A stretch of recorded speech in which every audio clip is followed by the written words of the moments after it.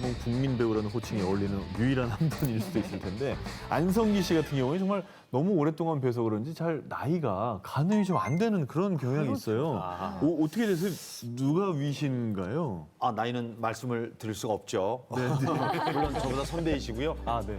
올해 데뷔 60주년. 와. 그런데 데뷔 나이는 6살. 아, 66이시군요. 너무 어렵게 얘기했나요? 8, 90년대를 상징하는 배우가 안성기 씨죠. 그야말로 영화계 수많은 감독님들이 계십니다마는 이장호 감독님, 배차우 감독님, 임권택 감독님 이런 명 감독님들과 수많은 작품을 했고 그야말로 한국 영화의 상징이 되신 분이죠. 근데 정작 이분이 뭐 데뷔 몇 주년 이걸 굉장히 싫어하신대요. 왜요? 나이가 노출이 되니까. 그렇죠. 네. 아니 근데 아니, 여섯 살이면은 글도 잘 못 읽을 때인데 그때 데뷔가 가능할까요? 저도 그게 궁금했어요. 34살 때 데뷔했네. 6살. 34살 때 데뷔했네. 4살 때? 어떻게 해요? 그냥 그러니까 어머니가 하는 말을 따라하는 거죠. 한글을 이야기 읽을 순 테이프, 없고. 동화 테이프 듣듯이 그냥 듣는 거 읽을 수 없으니까. 네, 읽을 수 없으니까. 그렇게 하는구나. 엄마가 읽어주는 대사를 네, 외워서. 네, 아직도 기억나는 게 모란, 백모란 이게 제 첫 대사였거든요. 모란, 백모란. 그거를 이렇게 물어보면 이 아저씨가 이렇게 물어보면 너 어떻게 대답해야 돼? 모란, 백모란 이렇게 따라하는 거예요. 어머나 세상에. 근데 안성기 씨가 이제 영화인이 된 60년 얘기 지금 하고 있는데 이 세상에 이렇게 심심한 인생도 또 있을까? 그래요? 심심해요 오히려? 너무너무 심심하지 않아요? 안성기 했을 때 우리 떠오르는 스캔들 한번 있나 떠올려 보세요. 단 한 건도 없으십니다. 그러게요. 아니 뭐 꼭 여자 문제가 아니어도 좋아. 뭐 대중의 손가락질을 받는다거나 뭐 무슨 사고 친 거 한번 있으면 떠올려 보세요. 아무리 생각해도 생각이 안 나요. 그러니까 60년 세월 동안 대중 앞에 노출된 존재로서 그렇게 살았다는 건 뭘까? 정말 심심한 인간일 것 같아요. 심심하진 않지. 촬영 다니면 얼마나 재밌는데요. 그걸로 다 푸는 거지. 내가 그 역할을 맡았을 때 나는 그게 되니까 그거하고 똑같이 노는 거야, 나가서. 그러다 보면 그 안에서의 나는 조원이다 그러면 조원이가 돼갖고서 노는 거야, 그 역할이. 그 얼마나 다른 사람의 삶을 많이 살기 때문에 즐겁지, 오히려. 그거요. 그러니까 자기 관리를 엄청나게 하는 아니 거잖아요. 그러니까 제가 지금 말하고 있는데 막 끼어들어가고 변호해주고 있잖아. 그게 있는 바는 안성기 씨가 됨됨이가 훌륭하다는 얘기겠죠. 오늘 그랬던 안성기 씨의 어떤 인생을 하나하나 차근차근 좀 살펴볼 텐데 이 자리에 또 절친이시기도 하고 한국 영화계의 한 획을 그은 배창호 감독님께서 직접 나와주셨습니다. 어서 오십시오. 감독님. 네. 그 안성기 씨와는 40년 넘게 알고 지내신 마력한 40년 사이시라는 가까이죠. 예, 제가 바람 불어 좋은 날에 조 감독 시절을 할 때 주연 배우로 처음 만나게 됐습니다. 네. 한마디로 얘기하면 정말 성실한 배우죠. 덕배 씨는 연애 해본 적도 없단 말이에요? 그럼 내가 가르쳐 드릴까요?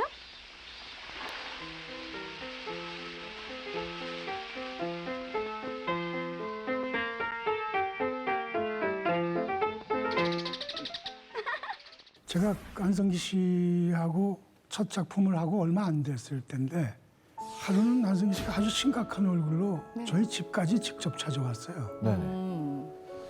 그 무슨 일이냐고 물어봤더니 나한테 CF 제의가 왔는데 이걸 해야 말아야 되느냐. 연기자로서의 그 순수한 면을 지키고 싶은데 CF로서의 그 어떤 상업주의로 들어가는 것이 아니냐고 아주 심각한 그런 고민을 했어요. 지금 없어서 못하는데, 그쵸? 그만큼 영화에 대한 네. 순수한 열정을 가지고 있었고 네. 그래서 오히려 제가 이런 지하에 안영해요. 그래야 역할을 자기가 마음에 드는 역할을 골라서 할 수가 있다. 그래서 그 CF를 하게 됐고 그 커피 광고였죠. 그것이 저희 방금 녹화 시간에 그분 커피 먹고 왔거든요. 커피를 알게 될수록 깊은 맛이 좋아집니다. 개운한 뒷맛. 넓은 벌동쪽 끝으로 벌써 가을이네. 이야기 치주되는 추석 선물은 준비하셨어요? 가을엔 커피가 어울리죠. 자, 그 60년 동안 영화 배우의 외길만 걸어오셨기 때문에 정말 많은 영화, 또 정말 많은 배역, 캐릭터들이 저희들 각자의 머릿속에 떠오르는 것 같습니다. 네. 그의 배우 인생 저희가 키워드로 준비했습니다. 아역의 전설 안성기 배우의 길, 천재 꼬마 스타의 등장. 천재라고 일컬어지는 걸 보면 아역으로 데뷔했을 때부터 뭔가 남달랐나 봐요. 제가 알기로는 1957년 영화계 아주 뭐 기인 천재 감독이라고 불리우는 김기영 감독이 황혼열차라는 작품으로 데뷔를 했다고 그래요. 네. 워낙 그 작품에서 연기를 잘해가지고 충무에서 소문이 난 게 천재 소년. 아주 그 소문이 자자했는데요. 그 이후로부터 모든 이 감독들한테 아역으로 이렇게 부름을 받아서 네. 70여 편을 했다고 합니다. 아역 배우. 그러니까 아역 배우 10년 생활하는 동안 70여 편이니까 매년 7편. 대단하죠. 1년에 7편이라는 게. 네. 그 안성기 씨 아버님하고 네. 김기영 감독님하고 친분이 가까운 사이였던 모양이에요. 근데 그 당시에는 아역 배우라는 개념이 없었대요. 그래서 어떻게 고아역이 나오는데 황혼열차에 어떻게 하나 고심하던 차에 그 마침 안성기 씨를 봤는데 똘망똘망하고 밝고 그래서 잘할 것 같다고 해서 캐스팅을 했답니다. 그 안성기 씨 기억에는 자기가 고아역 했다는 거 그리고 또 한 가지 기억나는 거는 철교에서 멀리서 기차가 달려오는데 스텝 아저씨들이 한 4, 5m 밑에서 담요를 서로 들고 야 성기야 뛰어내려 그러는데 기차가 저기서 가까워질 때 뛰어내렸던 기억. 굉장히 어린 나이에 그것이 좀 무서웠겠죠. 예, 그랬던 것 같아요. 아니, 근데 감독님 그 안성기 씨께서 네. 아역 연기하는 걸 보신 적이 본 적이 있다면서요? 있어요. 네. 제가 8살 때인가 9살 때 무렵에 저희 어머님이 영화 광이세요. 감독님도 그래서 굉장히 동네 어리셨네요. 근처에 왕신리 세트장이라는 세트장이 있었는데 어머님이 가끔 집에서 사라지시면 아버님이 어머니 찾아와라 그러면 그 세트장 카메라 옆에서 구경하고 계셨어요. 카메라 옆에서 구경해야 안 쫓겨난다고 어머니께서 발견한 비법인데 저도 이제 어머니를 찾으러 가서 어머니 곁에서 구경을 하는데 웬 제 나이 또래 그 배우가 있었어요. 저도 어릴 때부터 배우가 하고 싶었기 때문에 아주 그 촬영을 하고 있는 그 소년이 선망의 대상이었죠. 나중에 알고 보니까 그 영화가 김기영 감독님의 하녀였고 그 아역 배우가 안성기 씨라는 것을 나중에야 알게 됐죠. 다람쥐야 쉬지 말고 뛰어라 꽝충 꽝충 꽝 저 자식이 꽝충 이 미친 거사 나가서 물이나 떠와 목이 말라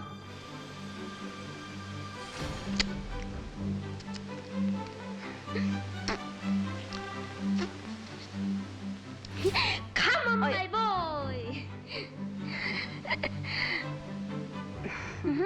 소문이 자자해서 실제로 신문에 아예 그냥 제목이 헤드라인이 천재소년 안성기 이런 식으로 날만큼 이제 주목을 받았는데 김기영 감독하고 요 바로 다음에 10대의 반항이라는 영화를 했고 여기서 근선이라고 소매치기를 하다가 그 소매치기 그 핸드백을 소매치기 당한 그 귀부인에게 양자로 입양되는 그런 역할을 했는데 이 영화가 이제 미국 샌프란시스코 영화제 출품이 됐는데 거기서 소년 특별 연기상이라는 그걸 안성기 씨가 받는 거예요. 근데 이게 우리나라 최초의 해외 영화제에서의 수상인 거예요. 그러니까 천재소년이라는 수식어가 전혀 과장된 게 아닌 거죠. 아유, 남들과는 다른 추억도 참 많겠지만 그래도 또 당연히 힘든 점이 많았을 것 같습니다. 그렇죠. 제일 힘들었던 게 안성기 씨 얘기 들어보니까 역시 잠.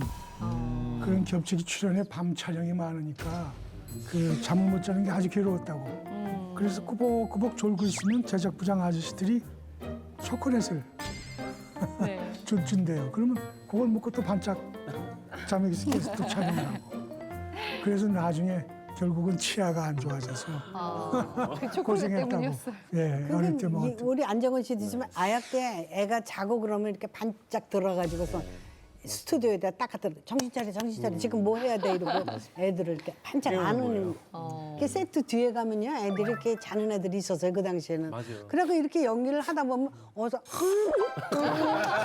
NG가 나면 코 고는 소리 때문에 그 가면은 이렇게 쪽 앉으면서 코를 걸면 그게 그렇게 치근했던 그러니까요. 그런 게. 예. 아, 그렇게 전설의 아역 시절을 지난 안성기 씨. 그 다음에 배우 인생은 어떻게 펼쳐졌을까요? 확인해 봅니다. 아역의 전설 안성기 배우의 길. 격동의 사춘기. 연기에서 도망치다. 도망을 쳤다고요? 뭐 순탄하게 연기 생활 할 것 같았는데 도망이라니 이것도 무슨 얘기입니까? 이게 본인의 도망일 수도 있고 어쩔 수 없이 이렇게 제외된 걸 수도 있는데 네. 그 흔히들 역변이라는 표현 쓰잖아요. 그건 별로 좋은 표현은 아닙니다만 이게 마의 13살을 지나면서 외모가 급격히 변하는 사람들이 있어요. 변성기되고 그렇죠. 네. 근데 안성기 씨가 딱 그랬다고 해요. 이 중학교 때까지는 이 키도 좀 안 크고 얼굴도 동글동글해서 왜 그 당시에는 얼굴이 동글동글한 스타일들이 굉장히 많이 선호되던 시기거든요. 그래서 14살 되더니 갑자기 키도 크고 얼굴이 길어지고 지금의 안성기 씨의 모습이 이제 확연하게 나오게 된 거죠. 근데 그 당시에 이 하이틴 스타들 청춘물들 굉장히 많았어요. 그때 스타들이 뭐 이승현 씨, 뭐 그다음에 뭐 손창호 씨, 그다음에 뭐 꼬마 신랑 김정은 씨 이런 분들은 보면은 동글동글한 형태였거든요. 그래서 시대랑 안 맞는 외모로 변화하면서 이렇게 캐스팅이 안 되고 그러다 보니까 이제 아 나는 얼굴이 이렇게 돼가지고 몸이 이렇게 돼가지고 영화랑 안 맞는구나. 그러고는 이제 미련 없이 이렇게 영화계를 떠나게 된 거죠. 근데 안성기 씨가 딱 고등학교 때는 이제 학업에 이제 전념을 한 거잖아요. 학업에 대한 욕심도 있었고. 근데 생각보다 공부 성적은 안 나오는 거죠. 그러니까 밤새 가면서 연기만큼이나 또 성실하게 열심히 했던 것 같아요. 근데 본인은 그 밤새고 힘들었지만 그때가 너무 좋았대요.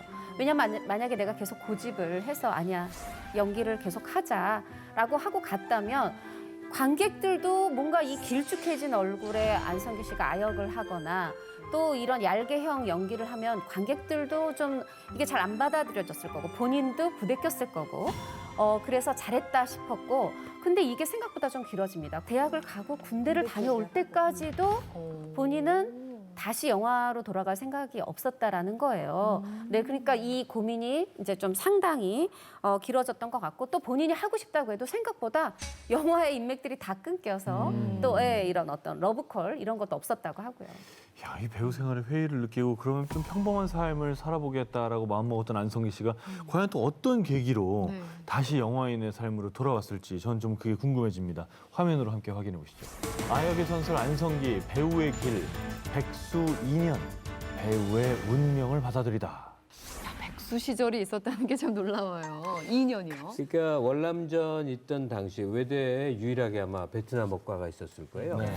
외대 베트남어과를 갔는데 네네네. 거기다 또 ROTC까지 했어요. 그 의미가 뭐냐면 그 취직 잘 되는 거였어요. ROTC 취직이 잘 되는 거죠. 네, 원래 그래요. 네. 근데 참 기구하게 월맹하고 월남이 싸우다가 결국은 이 자유진영이 망한 거 아니에요. 월맹이 먹은 거라고. 네. 그러니까 모든 교류가 딱 단절될 거 아니에요. 그러니까 취직길이고 뭐 그쪽으로 가려던 거 다 망쳤고 뭘 어떻게 길러야든 2년 동안 백수로 취직이 안 돼서 제 생각에는 뭐 몇 개 탑 대기업들이 있었거든요. 그거 노리다가 잘 안 된 것 같아. 맞습니다. 대기업 넣었는데 안 됐다고 하고요. 그러니까 본인이 그래도 이제 이런 방황 끝에 내가 그래도 잘하는 거 하자 하고 이제 다시 이제 그래 배우 해야 되겠다 생각을 한 거죠. 이 2년의 백수 아닌 백수 생활 동안 나름대로 그렇게 철칙은 있었다 그래요. 집에 기거하되 없는 것처럼 행동하라. 혹시라도 남는 시간이 있다면 죽자. 그러니까 그만큼 시간을 알차게 쓰자라는 거잖아요. 그래서 프랑스 문화원에 가서 그때 당시에 영화 볼 수 있었잖아요. 그 영화 보고 외국어 배우고 그래 배우는 체력이 있어야 돼. 그래야 오래 한다. 롱런 한다. 체력 다지고 그리고 그때 이제 영화 이제 공부하는 그런 걸 겸해서 시나리오도 4편이나 완성을 했다고 하고 이렇게 이제 절치부심의 시간을 보냈는데 이런 와신 상담에 제가 보기엔 시간들이 결국은 자양분이 좋은 자양분이 됐다 싶어요. 근데 이런 얘기하면 항상 재밌어지는 게 우리는 이미 완성된 사람으로 그를 기억해요. 예컨대 안성기. 그러면 유명 배우를 생각하지만 그래도 회사를 다녀볼까, 뭘 할까. 뭐 그런 정말 막연하고 앞날이 깜깜한 그런 시절이 있었다는 얘기를 하고 있는 거 아니에요. 그게 또 위로가 되기도 하고요. 근데 백수라고는 했지만 말씀 들으니까 그 시절조차도 굉장히 성실하게 보내신 것 같은데 그렇게 복귀에 목말라 있을 때 우리 안성기 씨 앞에 구세주처럼 나타나신 분이 바로 여기 와 계신 배창호 감독님이세요. 80년 초에 이장호 감독님이 영화계에 복귀하셔가지고 새로 준비하게 된 영화가 바람 불어 좋은 날이고 그때 주인공인 중국집 배달부 역을 찾을 때였어요. 네네. 근데 우연히 광화문에 어느 다방에 들렸는데 거기서 성인 배우로 막 출발한 안성기 씨를 우연히 만나게 돼서 서로 인사를 나누게 됐습니다. 근데 제가 그 당시 성인 배우가 된 안성기 씨의 모습을 보니까 아, 참 잘 자랐다라는 느낌이었습니다. 그 여러 가지 가능성이 잠재되어 있는 배우 같다라는 느낌을 받았었고 조 감독으로서 적극 아주 추천을 했죠. 그래서 결국은 이장호 감독님께서 결정을 했고 결정하신 분이 은인이신 거죠. 추천하신 분이 더 은인이신 거죠. 아니 드디어 그럼 그러니까 성인 연기자로 성공할 수 있는 기회를 얻었으니까 안성기 씨가 의욕이 대단했겠어요. 의욕이 대단해도 이게 10년의 공백이 큰가 봐요. 네, 이렇게 이제 중국집 배달부라고 했잖아요. 이렇게 철 가방 들고 터덜 이렇게 미용실 앞을 지나가는 그 연기였는데 계속 NG를 냈대요. 그래서 이장호 감독이 아주 혼을 내셨다고 합니다. 안성기 씨 지금 계속 봐오잖아요. 이 집념, 성실. 진짜로 중국집의 배달부로 견습생으로 들어가서 그렇게 해서 그 연기를 해냈다고 합니다. 저도 생생히 기억이 나는데 이장호 감독님께서 그 디테일을 굉장히 강조하세요. 그 당시 중국집 배달부는 트레이닝복에 나무젓가락을 뒤에다 이렇게 꽂고 다니는 분인데 그걸 안 꽂았어요, 안성기 씨가. 그래서 너는 그런 디테일 하나 그 연구를 못했느냐 하고 야단을 맞고. 근데 그날 밤 아마 술을 한 잔 같이 하고 이장호 감독님 집에 저하고 둘이 잠을 같이 자게 됐어요. 네네. 한참 자는데 저는 자다가 뭐 느낌이 이상해서 눈을 깨서 옆을 보니까 안성기 씨 어깨가 터석터석하고 있는데 흐느끼고 있었어요. 아이고. 잠을 못 이루고. 그래서 제 그때 느낌이 아, 이 사람은 대성하겠구나. 자기 그 야단 맞은 데 대한 그 각오와 그것을 저렇게 다짐하고 있구나 하는 그런 기억이 있습니다. 저런 호된 꾸짖음이 보통 약이 되기도 하고 독이 되기도 하는데 이번 경우에는 약이 됐나 보더라고요. 이 안성기 씨가 등장 이후로 1980년대에서 90년대까지 승승장구할 수 있었던 거는 이전 배우들하고는 전혀 다른 패턴의 연기를 보여줬기 때문이고 그다음에 이 안성기라는 연기자가 굉장히 독특한 연기를 보여주니까 영화도 또 더욱 더 인기를 얻게 되고 그리고 그다음에 영화 상영이 끝나고 안성기라는 연기자는 아역 배우였지만 오랫동안 잊혀졌던 연기자인데 갑자기 많은 사람들이 몰려갖고 사인을 요청을 하더라는 거죠. 그러면서 아 이제 내가 드디어 배우가 다시 되었구나라는 걸 실감했다고 하더라고요. 그렇게 해서 80년대는 거의 뭐 안성기 전성시대다라고 할 만큼 굉장히 또 인기가 많아졌는데 특히나 우리 배창호 감독님과 무려 13편이나 작품을 함께 했었다고요. 근데 그렇게 계속 함께 하게 되었던 이유가 있었을까요? 특별한 이유가 없습니다. 네. 그 친구로서 동료로서 지내다 보니까 늘 제가 다음 영화 할 거를 얘기하게 되고 그러다 보면 또 맞을 것 같고 네. 그래서 한 작품 한 작품 쓰게 돼 같이 일하게 되다 보니까 그 13작품 야 너하고 나하고 13작품이나 했구나 이렇게 서로 놀란 적이 있는데 안성기 씨의 개성은 뚜렷한 개성이 없다는 겁니다. 그러니까 마치 흰 도화지 같아서 어떤 색깔이든지 입히기가 좋아요. 그런데 본질적으로 변하지 않는 것이 있는데 안성기 씨가 가지고 있는 그 인간적인 느낌 그리고 그 우수에 찬 눈빛 같은 거 그래서 그런 느낌 때문에 계속 같이 일하게 됐습니다. 근데 안성기 씨 약한 연기가 하나 있는데 눈물 연기. 잘 못 들리십니까? 네, 눈물 직전까지는 가는데 뻘개지긴 하는데 주르륵이 안 됩니다. 네, 그래서 90년도에 제가 꿈이라는 신라시대 사극을 안성기 씨하고 찍었어요. 파괴성 조신으로 나오는데 이 사람이 마지막 장면에서 대관령 세트장에서 자기 부인이 죽었다는 얘기를 듣고 무릎을 꿇고 해안에 가득 찬 눈물을 흘리는 그런 장면이었습니다. 아주 영화에서 중요한 장면이죠.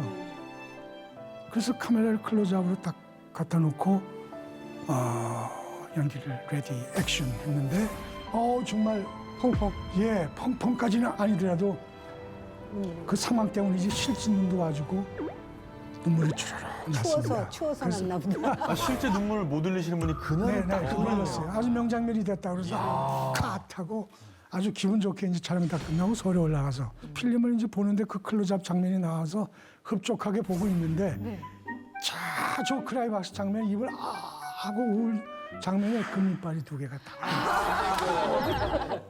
어렸을 때 아역 배우 하느라고 나빠진 이빨이. 그 초콜릿 때문에. 그러니까 신라시 대 자극에 금이빨이 나올 수 없고 그 좋은 연기를 자를 수밖에 없었죠.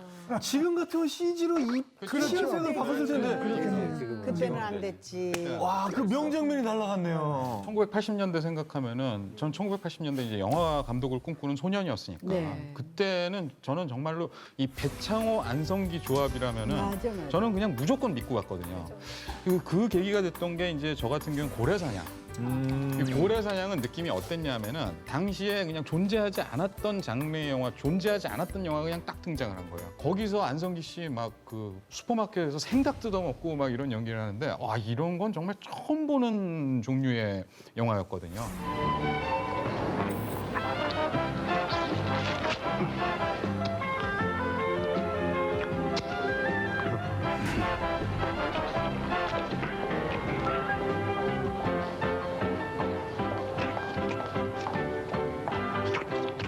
고래사냥을 찍을 때 안성기 씨하고 저하고 이제 그 노숙인 의상을 구하기 위해서 광장시장, 동대문시장 이렇게 해서 1,000원짜리 외투를 하나 사서 안성기 씨가 가져갔는데 거기 보면은 그 노숙인이 이 여기를 착 펼치면 이 안에 뭐 별 걸 다 갖고 다니는 자기 숟가락, 젓가락, 뭐 벤치까지 다 갖고 다니는데 전 그걸 생각을 못했는데 본인이 그 주머니를 다 자기가 꼼꼼히 다 만들어가지고